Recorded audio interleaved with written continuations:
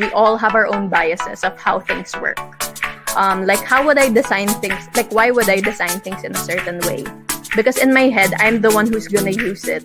But in reality, right, what about everybody else? How are they gonna use this product? In your team, you need to create that safe space that they can say whatever they want to say within the context of work pa rin, syempre. Like, if there's a certain process that needs to be cut, or if they think that we're having too many meetings in a week, sige, let's consider removing some. Most of us are using mobile devices. Most of us are spending time online. So, cybersecurity is everyone's responsibility.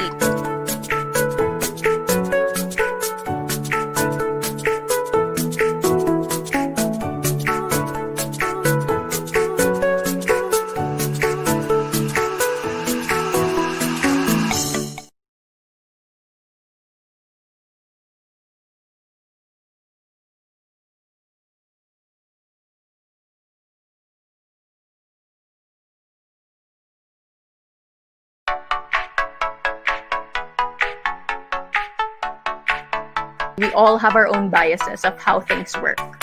Like how would I design things? Like why would I design things in a certain way? Because in my head, I'm the one who's gonna use it. But in reality, right, what about everybody else? How are they gonna use this product?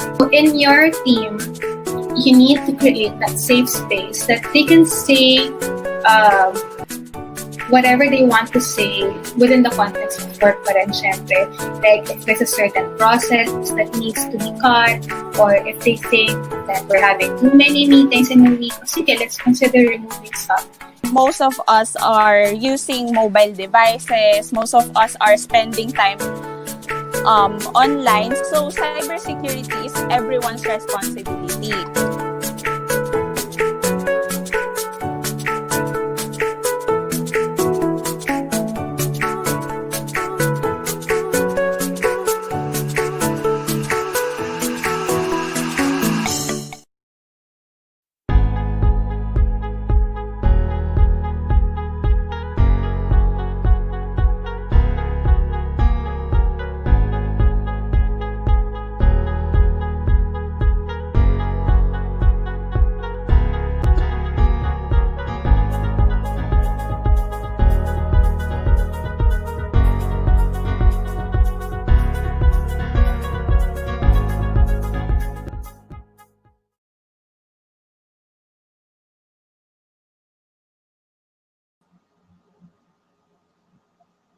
Hello and good afternoon, everyone. Welcome to our webinar entitled Tough and Trendy Uses of Social Media and Digital Technology in Building Resilient and Trauma-Informed Communities. First of all, I'd like to thank all of you. Thank you for joining us today. Thank you very much, guys, for watching this webinar from Women Tech Makers Manila. And I hope that you'll stay with us until the end of this webinar. So let me introduce myself to you first. I am Elle. I am a registered guidance counselor, and currently I am a wellness coach at PowerVision Employee Assistance Program Incorporated, and I will be your speaker for today's webinar. So how are you? I hope that you're all doing okay. I hope that you're all doing good. You're all safe sa mga bahay nyo. It's a weekend, and I hope you're resting. Ayan. So I am actually very excited to share with you this webinar because nowadays, as we have noticed, we millennials and Gen Z are very techy, diba? Every day, a 30-minute or 1 hour social media exposure is actually not enough for us. Diba? Parang kulang na kulang ang araw natin at ang buhay natin kung hindi tayo nakakapag-scroll sa timeline, hindi tayo nakakapag-view ng story ng friends natin, or hindi tayo nakakapag-post ng memes, hindi tayo nakakapag-tweet, diba? So using and managing our social media really takes time. Given that, I am actually very excited to share this webinar with you because here we will learn how our exposure to digital technology, specifically social media, can actually help in keeping us mentally and emotionally stable, especially in this time of pandemic, in this COVID-19 pandemic. So last week, I think that was August 1, Women Tech Makers Manila had a webinar with a colleague of mine, and I must say, a great speaker. Her name is Gwen, and she briefly talked about the three waves of crisis brought by this pandemic, which are physical health crisis, economic crisis, and mental health crisis. So today we'll be focusing on the third wave, mental health crisis. Later, we will identify also the challenges brought by this pandemic in our mental health. So today we'll be focusing on two main goals. First is to build resiliency. Ayan. And second is to foster a trauma-informed community. Isa-isahin natin yan later. But these goals are aiming or targeting, of course, nasa title natin yon. That's the digital technology. And when we say digital technology, that already includes social media. So in short, we will talk about how digital technology, especially social media, can become one of the best resources in maintaining our mental health, our mental well-being, and in building resilience during this pandemic. So let's talk about mental health first. Ayan. Mental health. As we all know, mental health has become a sensitive topic for many. Diba? Mental health being a taboo topic is brought by barriers such as the stigma that when you talk about mental health, you are weak or you are not normal. Also, the lack of understanding about mental health problems and challenges contribute to the factors why some, or actually majority of us, are reluctant to talk about our mental health. Ang dami actually, ang daming challenges. Sorry, ang daming challenges when you talk about mental health. I don't know if some of you have experienced this, but others when they try to open up to their friends, to their families, even to their families, they receive rejections. 'Di ba? Yung iba sasabihin kapag may nag-open up sa kanya, parang sasabihin, ano ba yan? Ang drama naman ng sinasabi mo. Or others turn to toxic positivity like, alam mo, huwag ka na magdrama, let's just go outside, mag-inom tayo, mag-bar tayo.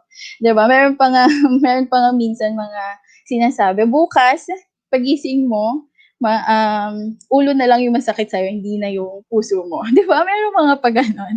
Ayun, when it's not bad to enjoy with your friends, sometimes, of course, we have to remember that we have to be sensitive to what others feel.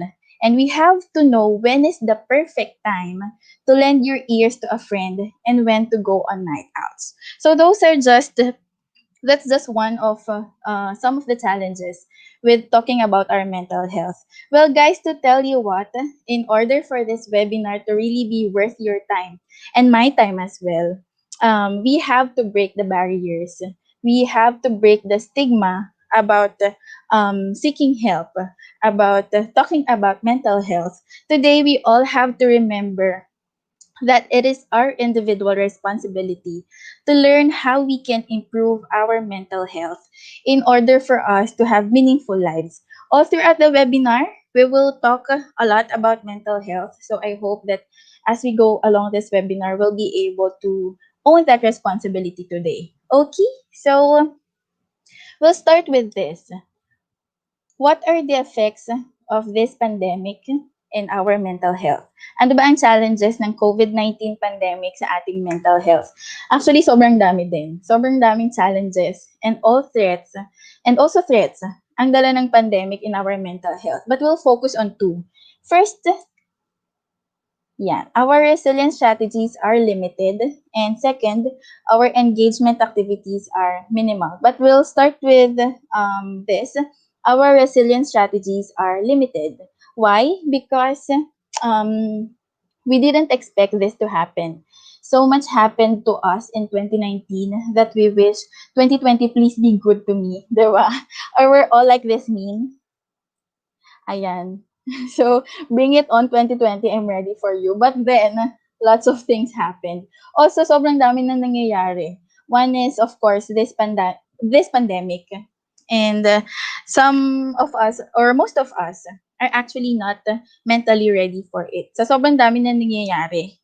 Ayan, parang mahihirapan na ang mga susunod na henerasyon sa dami na nga aralin nila sa history sa taon na to, sa 2020.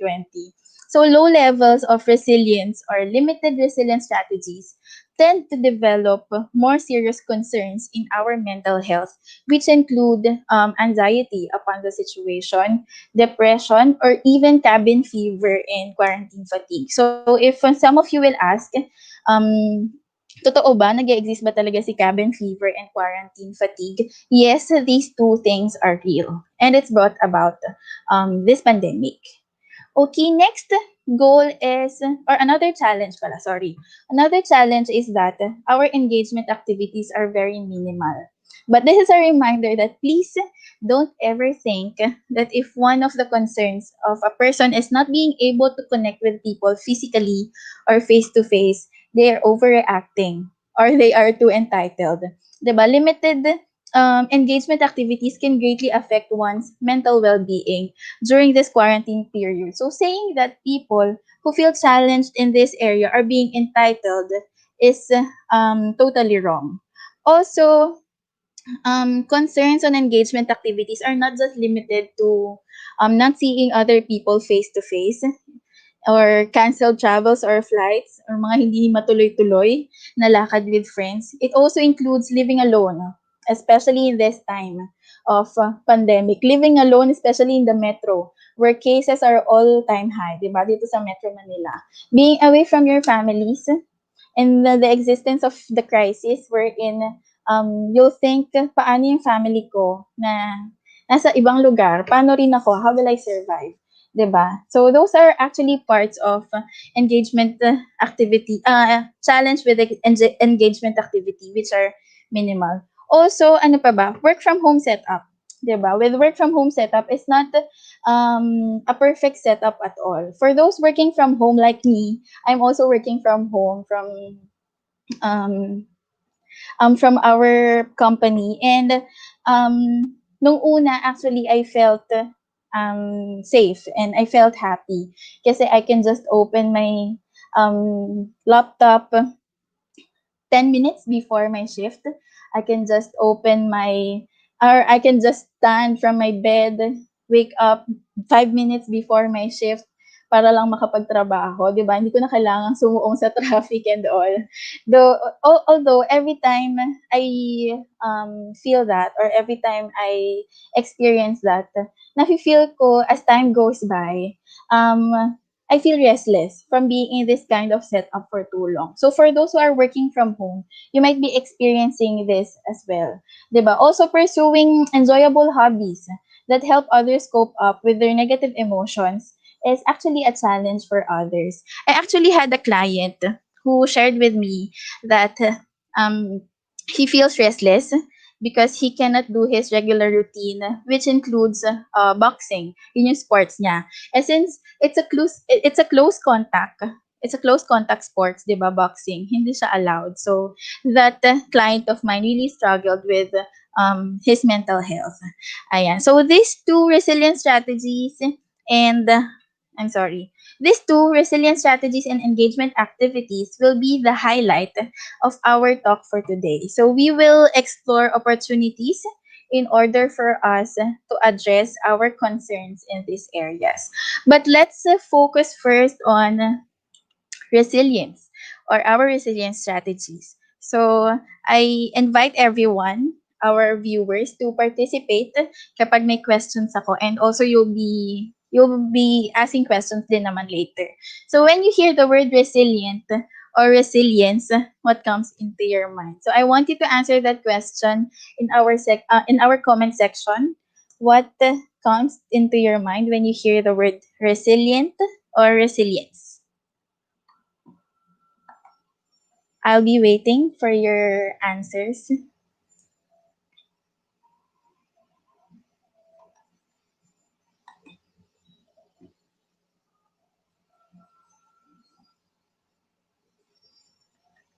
When you hear the word resilient or resilience, what comes into your mind?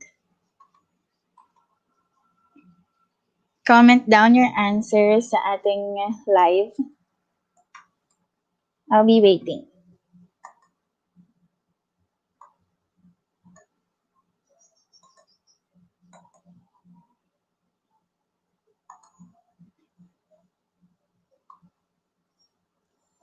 Endurance. Someone said endurance. That's right. How about for the others? When you hear the word resilient or resilience, what comes into your mind? Ability to bounce back or endure. That's right. How about the others? When you hear the word resilient or resilience, anong naiisip nyo? Even a word or a characteristic. Pwede.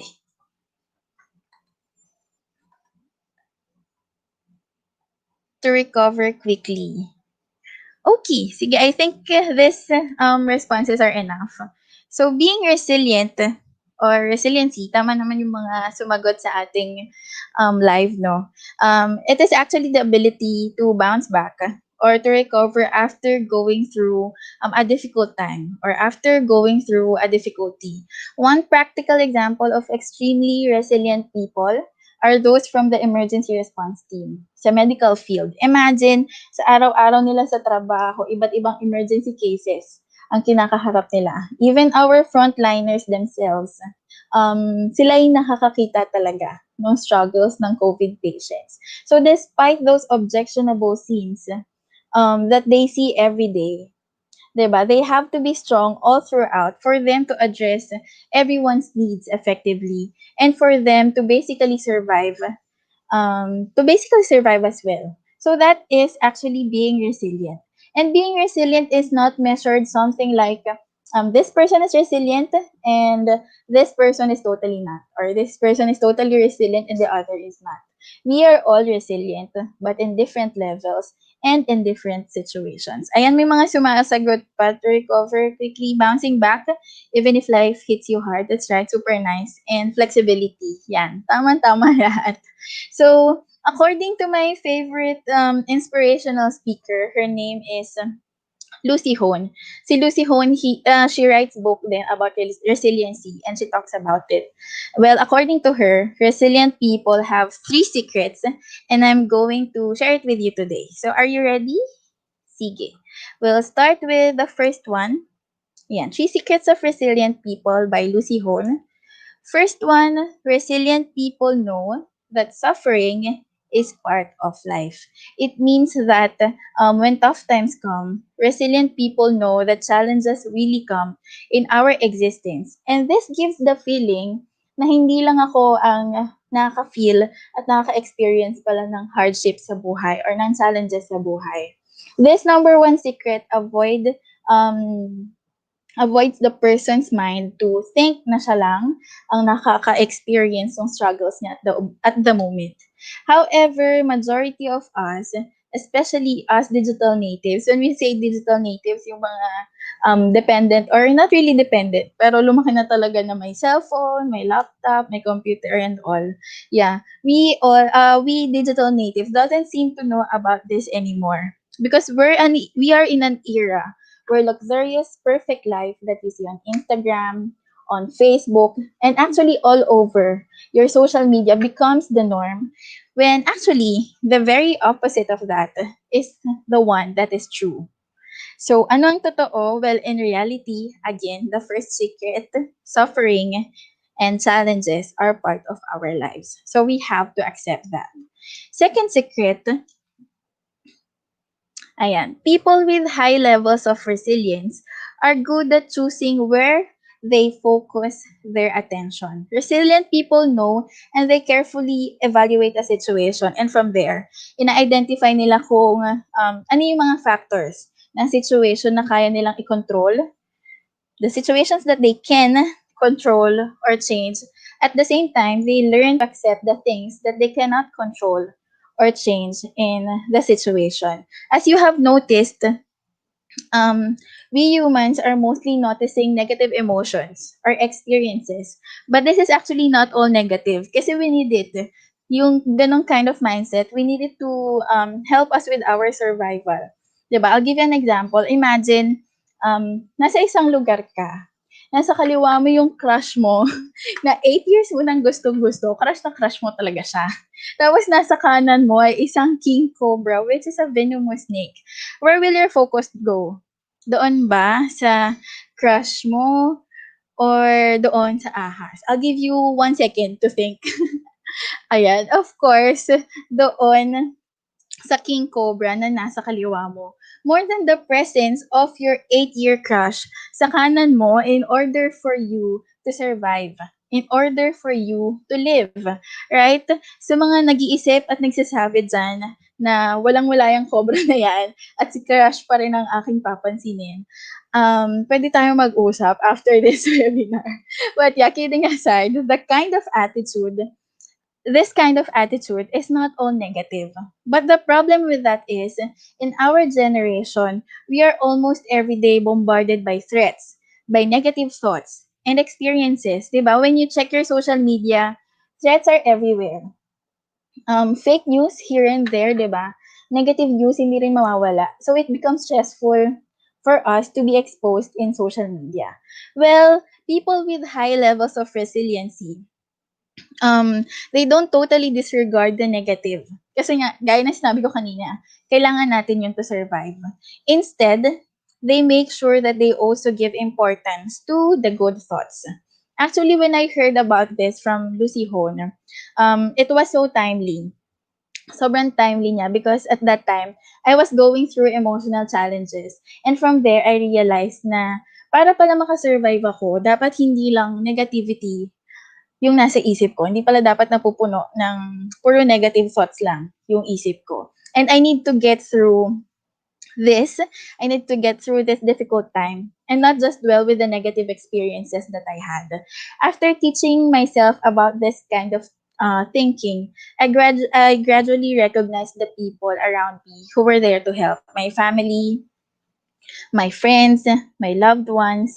And I have learned na ang dami palang opportunities for me to grow as a person, which stemmed from my previous negative experience. In psychology, we actually call that benefit finding. So benefit finding is the act of trying to find things to be grateful for, finding opportunities from your sufferings, from your challenges, and being intentional. That's the keyword, being intentional in keeping this mindset. So in this case, what should you control? You control your attitude, you control your belief, and your future actions given your situation. So again, you must clearly evaluate what you can control or change and what you cannot and has to be accepted. Ayan. So, second secret yan. We'll move on to the third and last secret of resilient people. And that is, they ask themselves this one big question. Is what I'm doing helping me or hurting me? This is actually a go-to question for resilient people. And I personally ask this to my clients when they need to decide on something or they need to evaluate their experiences. I ask this, is what you are doing helping you or hurting you? I even ask this to myself. A while ago, diba, I told you I went through an emotionally challenging experience. So I'll share it with you now. So after I passed my RGC board exams last year, my guidance counselor board exam last year, I applied for work right away. Pero, sa kasamaang palad, on the same day of my interview, I met an emergency, not an accident, okay? I met an emergency wherein I was diagnosed with Bell's palsy. Actually, that time, nandun na talaga ako sa institution nung nangyari yon na pinag-applyan ko. And I even managed, imagine that, I even managed to finish my interviews kahit iba na yung pakiramdam ko. Kasi nga gustong-gusto ko yung work. Gustong-gusto ko rin yung institution. So that condition actually stopped me from doing the things that I should be doing that time. And the worst one is, I was accepted in the institution were applied to. But because of my physical condition at that time, I wasn't able to push through with that work. That was the most hurtful part of my experience. Imagine, ang tagal-tagal kong nag-aral, nag-masters ako hanggang sa pag-review for board. Tapos, nung nandyan na yung opportunity to pursue the job that I really want, biglang magkakasakit ako. Parang, what? Seryoso ba? Totoo ba to? Diba? I was stagnant for almost 2 months. Nung time kasi na yun, may pasok. So, ako yung naiiwan sa bahay, yung mga family members ko ay, they go to work, they go to school. So, ako yung naiiwan. So, I was stagnant for almost 2 months. And during these times, meron akong emotional or negative thoughts. I found myself every night staring at the email of the HR, 'di ba? Natanggap ako sa trabaho and even crying over it kasi hindi ko siya matutuloy. And so I asked myself this question when I learned this from Lucy Hone. Is what I'm doing helping me or hurting me? I realized it's just hurting me. So I stopped looking at it. And whenever I'm alone at home, I developed a habit of constantly checking my reflections in mirror and or using my cell phone camera to check how I look. And oh my goodness, I felt awful that time. I felt hopeless kasi feeling ko hindi naman ako nagaling, hindi ako nag-recover. I asked again myself this question and I realized I have to stop this self-pity because it's just hurting me. From that experience of mine, I realized how powerful this question is. You can actually ask this in different situations, most especially during this time of pandemic. Is checking the news or update about COVID cases helping me or hurting me? Are the ways I'm thinking and acting during this time of the pandemic helping me or hurting me? This question is very powerful because while some of us tend to disown our own struggles, this one big question gives you some control over your decisions and actions. It gives you or it makes you own your decisions, your actions, your emotions. Own it and work on it. So our one big question is what I'm doing helping me or hurting me? Ayan.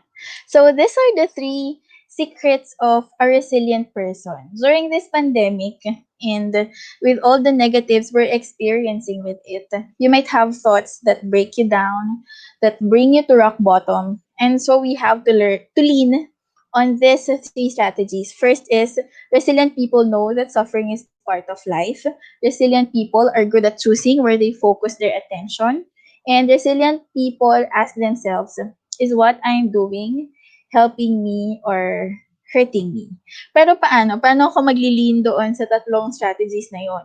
How can I achieve these three strategies of having good levels of resilience during this pandemic? Well, let me share with you specific strategies in order for you to achieve this kind of thinking. So, we'll be more specific sa experience ng being on lockdown and being in this pandemic. First is ayan, resilient strategies during a pandemic. First is maintain structure in our lives. How? By trying to maintain a routine that reflects your normal daily schedule. When you wake up, what do? You try to keep routine like exercising, taking a bath, you make your bed. Diba? This is way more helpful than having more idle time na nasa sofa ko lang and watching Netflix all day or playing mobile games.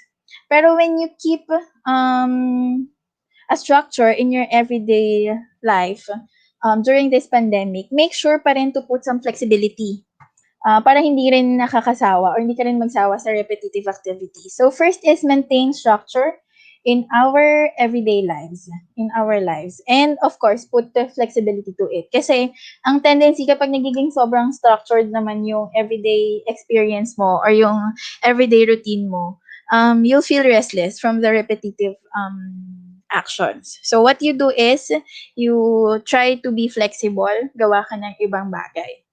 Second best practice is to be accountable to others by investing in your most intimate relationships. This is all about connecting with others and reaching out to them. I told you a while ago that this is one of the most challenging experiences brought by the pandemic, di ba? Yung engagement activities. But it is actually very important to maximize your resources in order for you to still connect with other people. More than just connecting with them, it also means it's also actually a means of getting and giving support to these people. Ayan. So actually with my friends, we do Zoom meetings. Ayan, nagsa-Zoom kami just to catch up with each other. Messenger call, chat, ayan mga yan. We check on each other. And it gives us actually the sense of accountability. Ayan. Next is, third, you strengthen different parts of your identity. How? By focusing on priorities and purpose. Because resilient people see change as an opportunity to align their priorities and purpose. This actually doesn't require that you develop a new talent. Kailangan magaling na ako magluto after this. Or kailangan nagagawa ko na ulit yung enjoyable hobbies ko na hindi ko magawa before. That's good. That's a good practice. But even making sure your family is safe during this pandemic is already a way to actually find your purpose. So next is to maintain your spiritual path. If you are spiritual or affiliated with a community like your churches, do whatever you can to continue your spiritual practices, especially if those practices give you a sense of security or if it gives you the idea that you are not alone in these trying times. So other churches meron silang connect groups and they continue doing that and even attending a mass sobrang nakaka-relieve na siya. So if you have specific community or faith communities like your churches, go and maintain your spiritual path. So next is, ayan, exercise your rights. This is very timely, right? So exercise your rights as a citizen by reaching out to your government units with what you need or what you deserve. That should be provided by them. And also make sure that you are treated fairly by your company. Kapag be it working from home or nasa office kayo, make sure that you are being treated fairly by your company. Next is, ayan, to look after your basic needs by taking care of your physical and mental health and by trying to practice self-care as well. If you want to know more about self-care, you can actually watch yung webinar series last week, August 1. That's all about self-care. So if you want to look after basic needs by practicing self-care, you can watch that actually. So these are just specific strategies in order for you to achieve the 3 secrets of resilient people. And these are specific sa situation natin ngayon. So that's the first goal, to be resilient. First goal pa lang ang pag-uusapan natin. Next, yan. We'll discuss briefly about having a trauma-informed social media community. But I want to know first from our audience, what is your understanding of a trauma-informed community? So for you, what is a trauma-informed community? Can you share it? Can you share your thoughts sa comment section? What do you think is a trauma-informed community? Anong characteristics nila or just your idea of a trauma-informed community?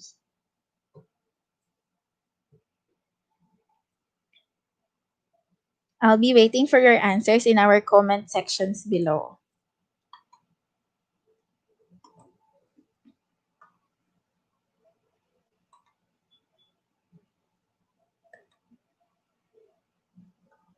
Again, the question, what for you is, or what do you know about trauma-informed community?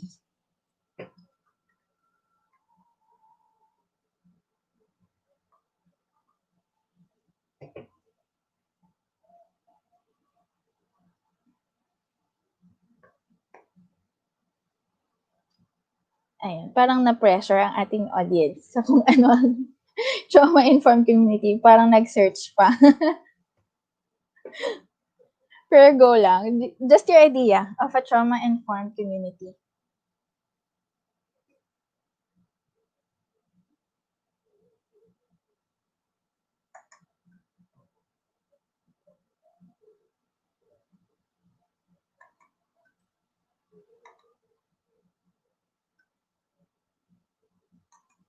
I see.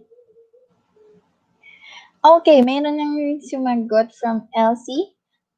Trauma caused by wrong information or fake news. That's right. Thank you so much for that. Thank you so much for giving your thoughts.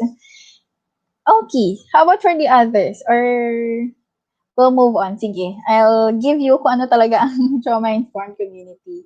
A trauma-informed community has several characteristics, which includes safety, trustworthiness, empowerment, collaboration, peer support, and valuing history, gender, and culture. Since we will talk about the trauma-informed social media community, ang community na target natin is specific sa social media. We will focus on the most important characteristics that the social media needs, and that is um, collaboration and peer support.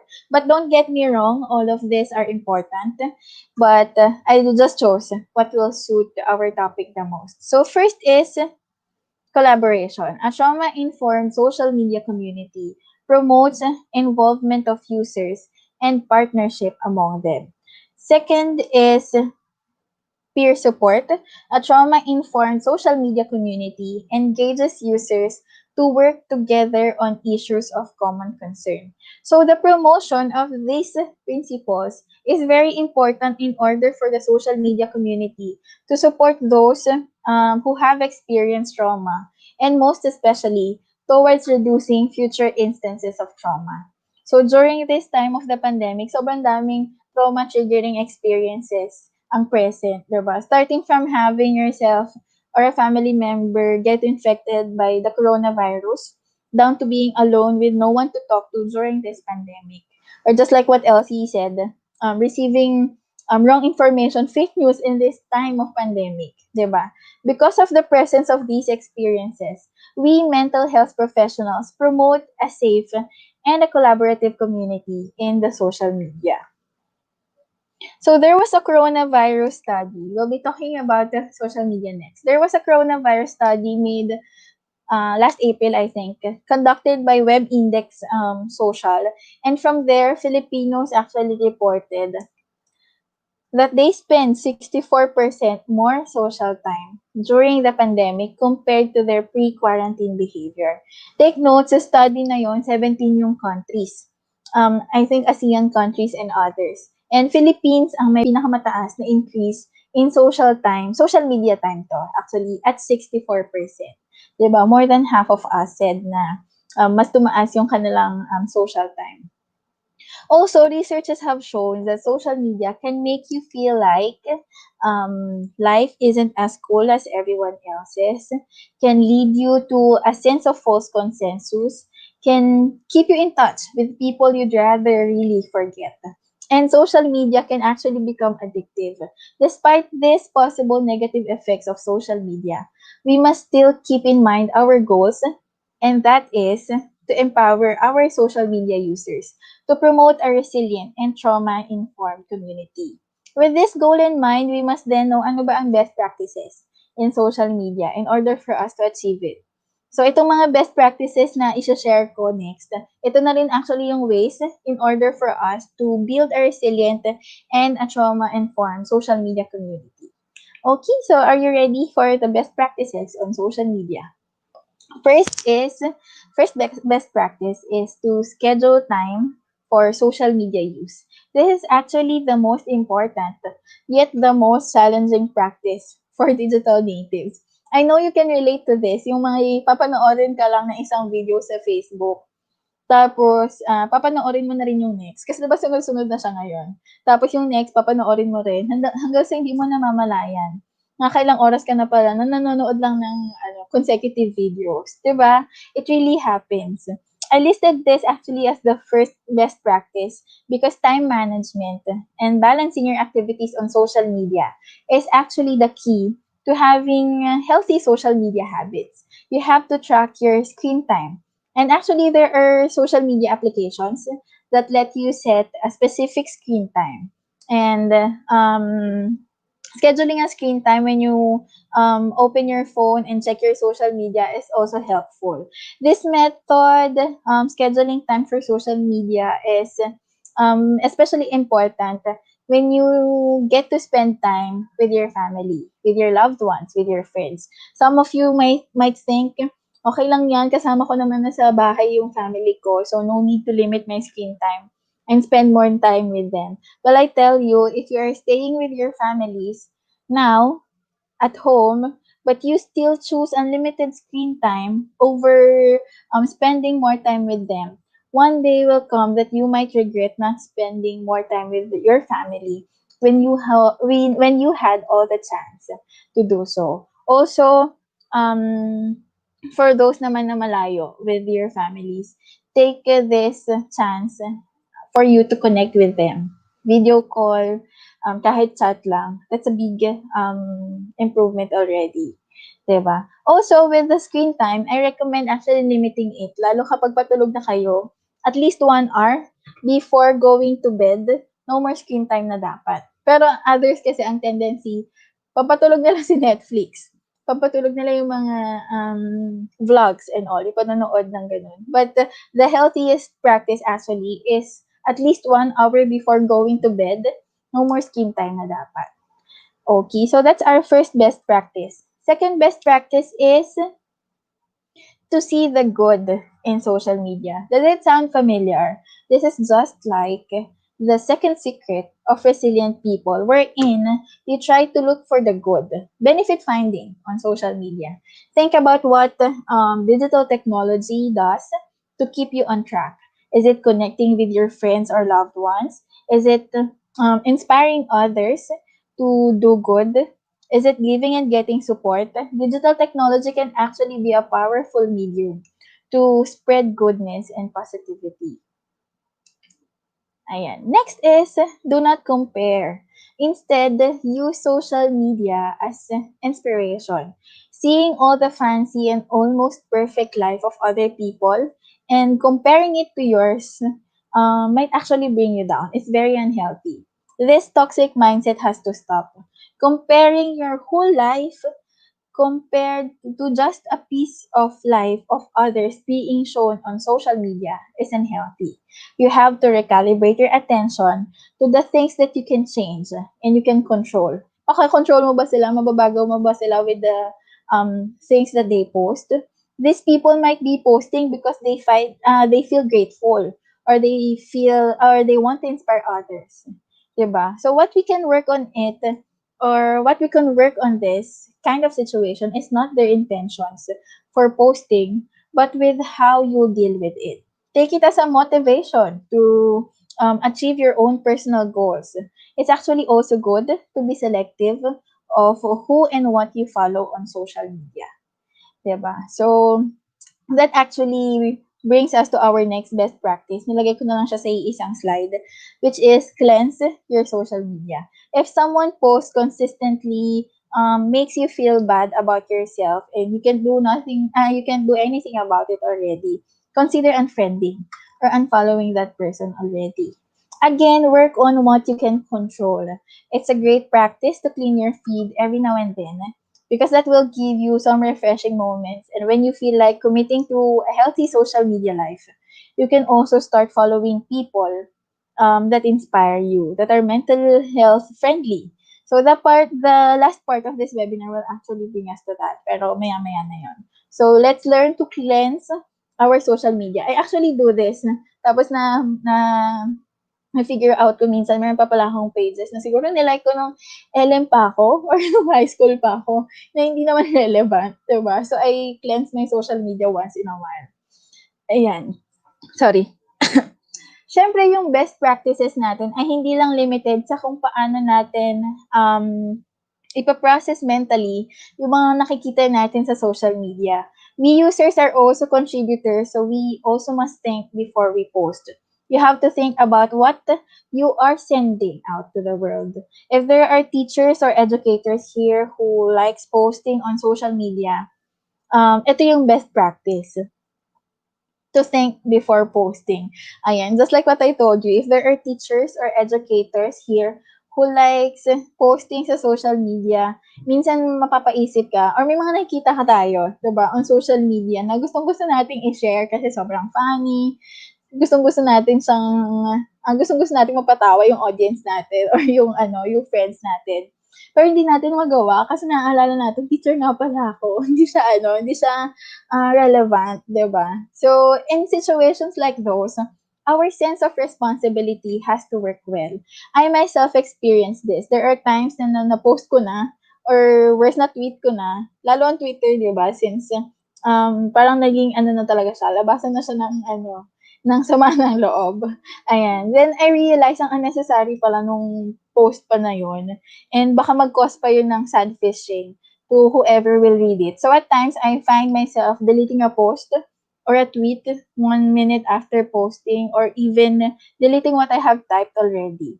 So whatever it is that you post, be it about yourself or about a news and information you'd like to share, be sure to check your motives and check your resources.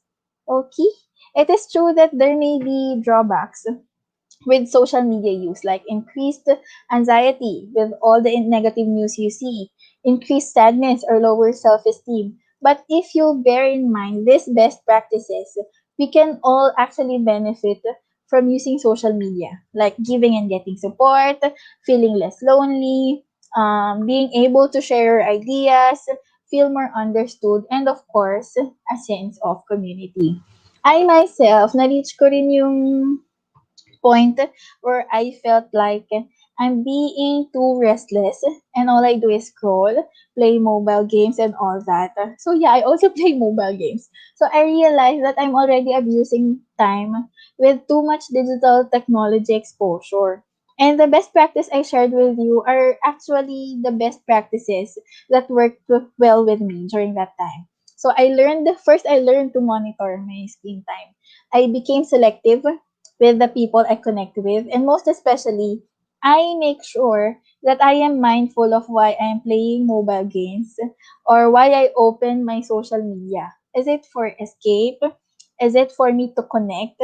So I become more intentional with my actions on social media. Like I make sure to connect with my friends.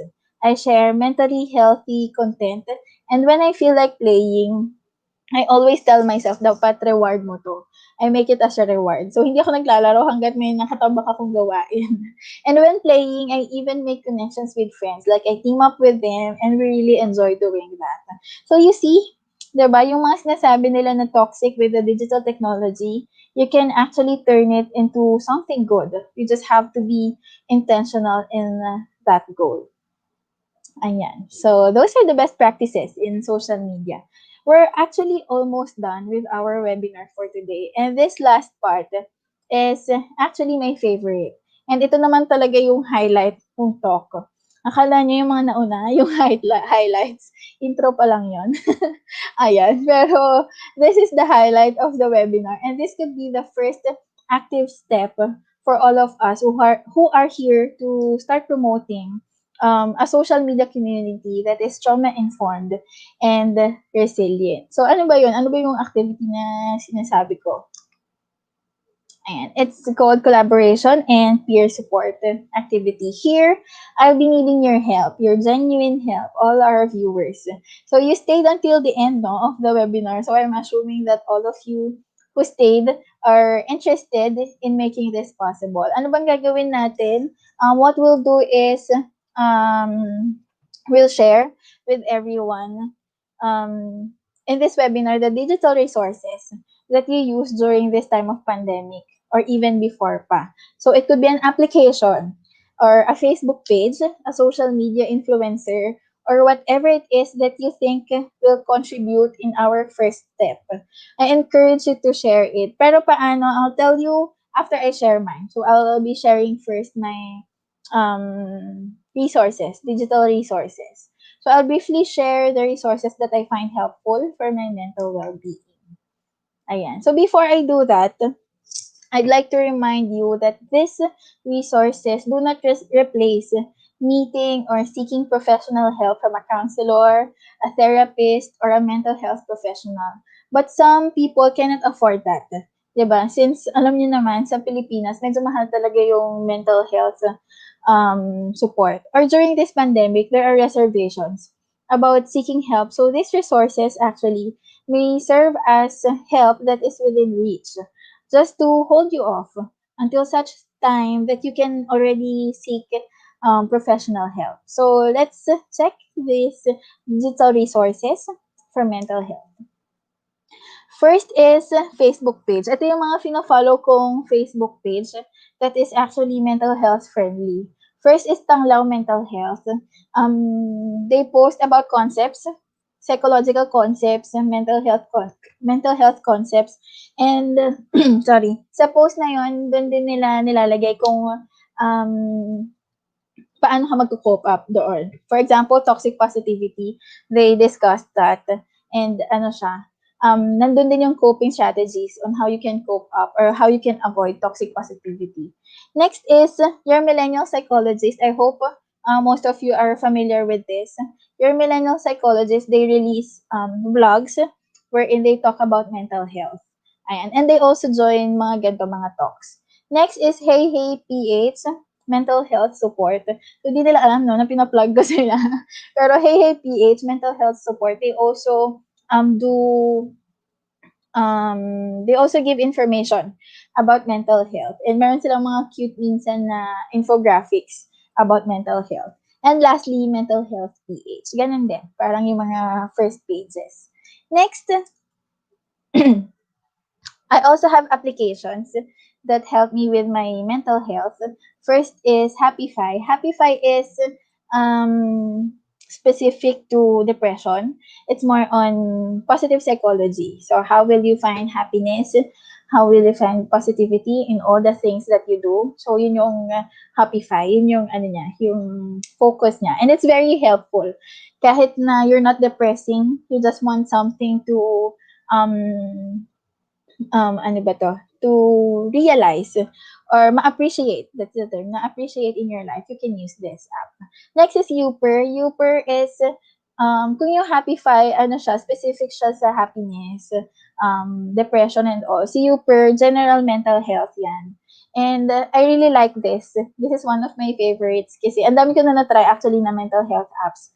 Pero ito yung mga na ano ko, na-keep ko, yung Youper, kasi it talks about the basics of therapy. Kapag first-timer ka sa therapy, it will guide you through it.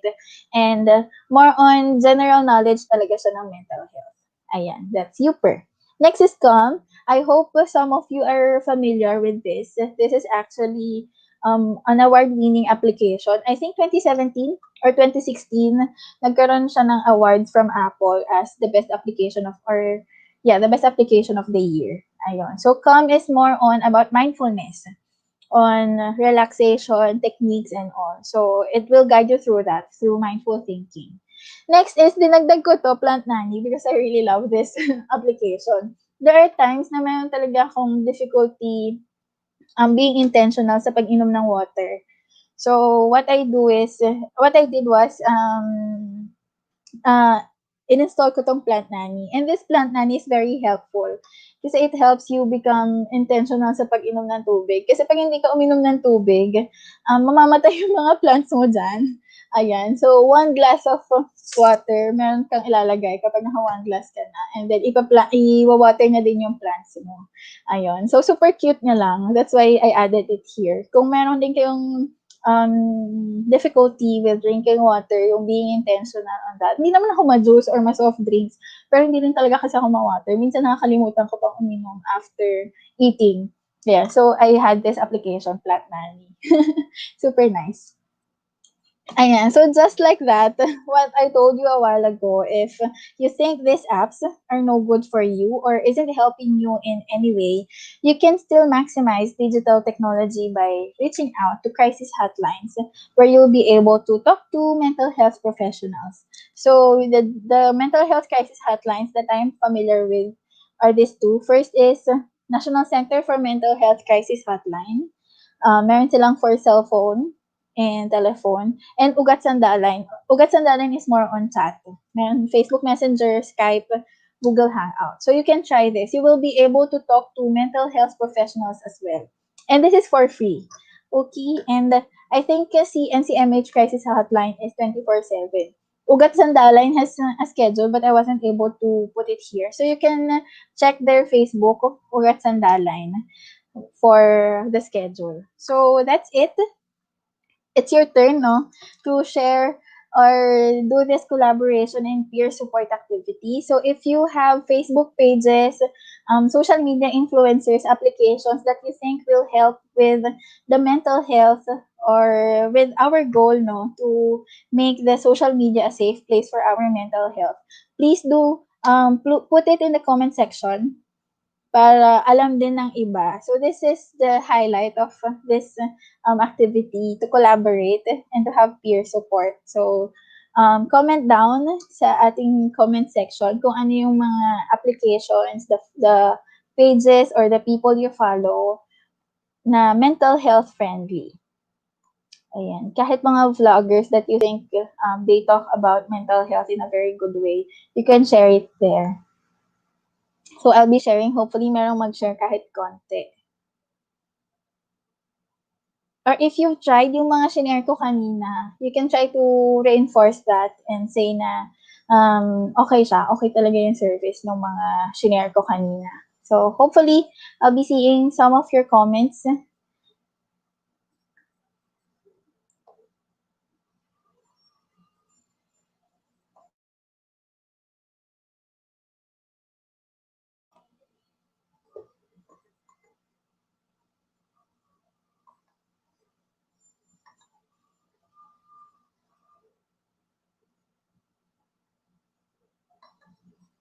Ayan. We're just waiting for comments for this activity. And we're almost done. We're actually done. This is the last activity. Tide for sorry. Tide for relaxation, sleep regulation, focus, and breathing regulation. Yeah, that's right. Yung Tide, parang may music siya, no? If I'm not mistaken. It's an application. It uses music for relaxation techniques. Thank you for that. Mood Path, I'm not familiar with Mood Path, but thank you for sharing with that to us that as well. Maybe our viewers, this is actually for you. Our viewers can actually try these activities, this resources, digital resources, in order for you to reach out, no, and also receive support. And how about the others? Would you like to share also kung ano yung mga mental health hacks nyo sa social media? So we have Tide, we have Mood Path. How about the others?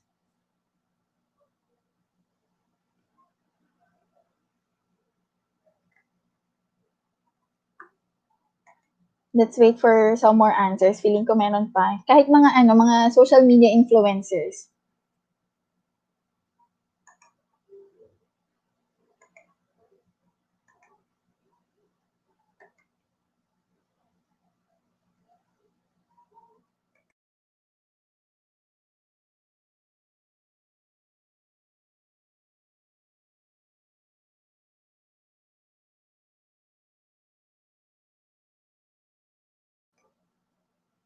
Ayan.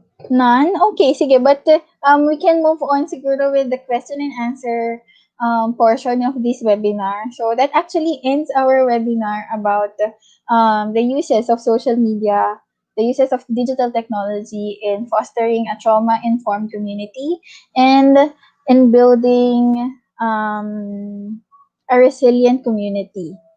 Ayan. Ayan, may mga answers pa pala. Kapit Pandasal and other religious vloggers lang po. Yes. Oo. Meron din silang mga radio appearances. Doing bullet journals. Yeah, actually, there are applications na very good with journaling. Thank you for that. Memes, yes. Oo, yung mga mga funny lang, no? Parang reliever mo lang na memes. That's super nice. Okay, thank you so much, guys, for sharing your resources, digital technology resources. So, Kylie Versosa daw. Yes. It's super nice. Okay, thank you so much for being part of this collaboration and peer support activity. So now, do you have any questions? We can move on to our question and answer portion. So may mga tanong ba kayo regarding this webinar?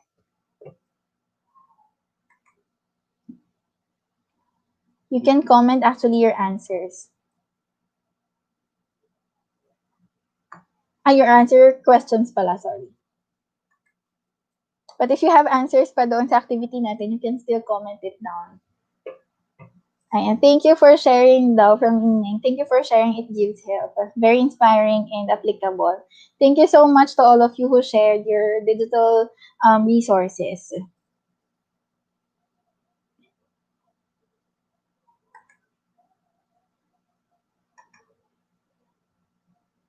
Thank you so much. Thank you also for sharing with us and joining us in this webinar, no?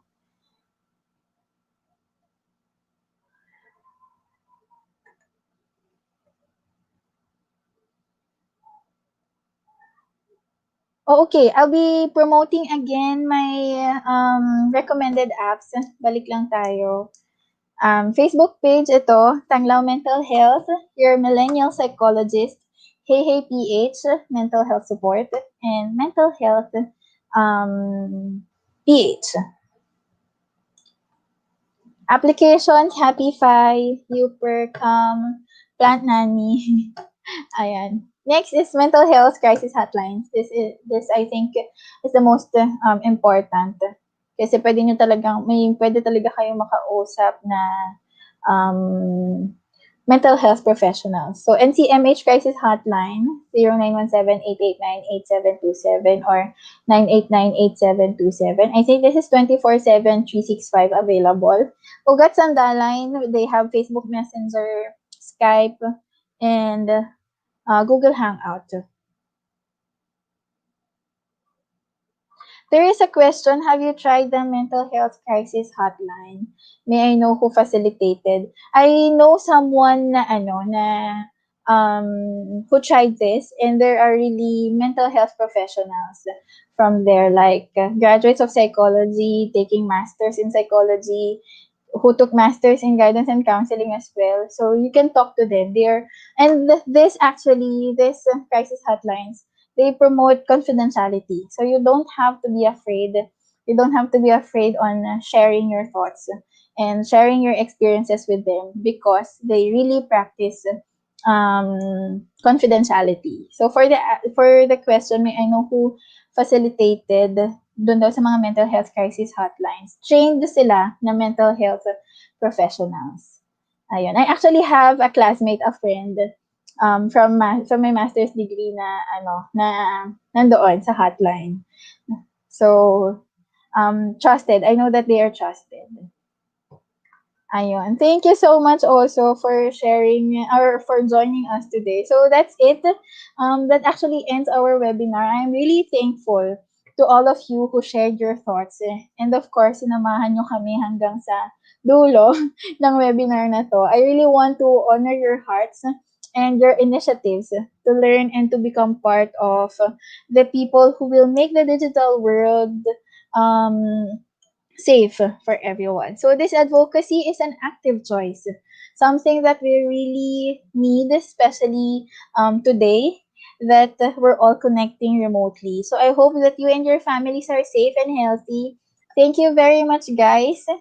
And cheers to a safe and healthy digital environment for our digital natives. Thank you so much for joining.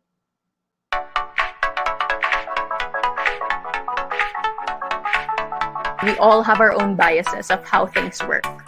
Like how would I design things? Like why would I design things in a certain way? Because in my head, I'm the one who's gonna use it. But in reality, right, what about everybody else? How are they gonna use this product? In your team, you need to create that safe space that they can say whatever they want to say within the context of work pa rin, syempre.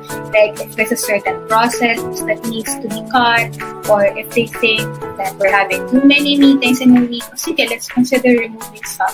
Most of us are using mobile devices. Most of us are spending time online. So cybersecurity is everyone's responsibility.